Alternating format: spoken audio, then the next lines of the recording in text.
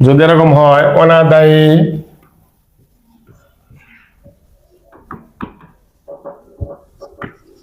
অনাদায়ী পাওনা ধার্য করা হলো। অনাদায়ী পাওনা ধার্য।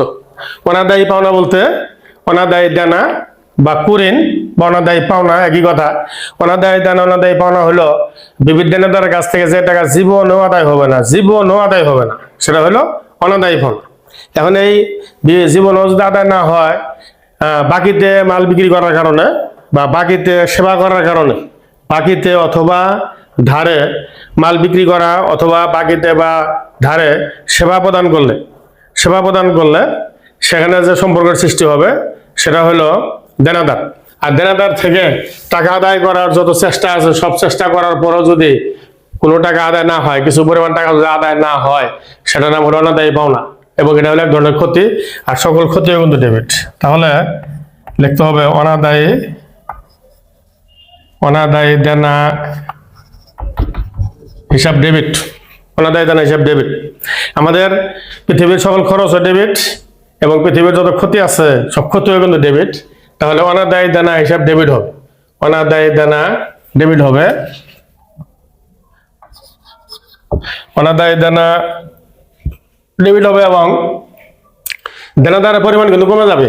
দেনাদার যদি 1 লক্ষ হয়, দেনাদার হলে 1 লক্ষ, সেখান থেকে 10,000 টাকা আর কোনোদিন আদায় হবে না।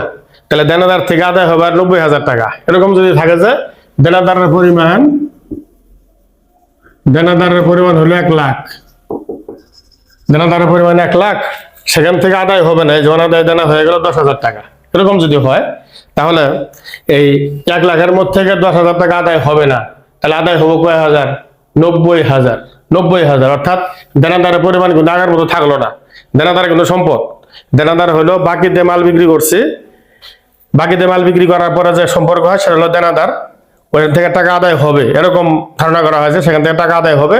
আর যে টাকা ভবিষ্যতে আদায় হবে সেটা হলো সম্পদ, অর্থাৎ দেনাদার হলো সম্পদ।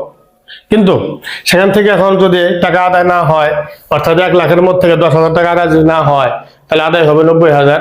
তাহলে অনাদায়ী পাওনা হয়ে যাওয়ার কারণে দেনাদারের পরিমাণ কমে গেছে। দেনাদার হলো সম্পদ, সম্পদ কমে গেছে। সম্পদ কমে গেলে ক্রেডিট হবে।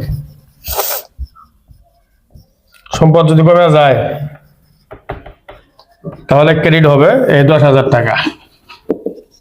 তাহলে কি হলো? অনাদায়ী পাওনা যদি হয়ে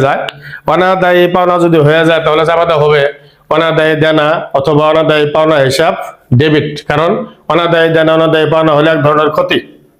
বাকিতে মাল বিক্রি করার পরে যে দেনাদারের সৃষ্টি হয়, সেখান থেকে টাকা আদায় করার জন্য সকল চেষ্টা করার পরেও যে টাকা আর জীবনও আদায় হবে না, সেটাকে বলা হয় অনাদায়ী দেনা, অর্থাৎ এটা একটা ক্ষতি।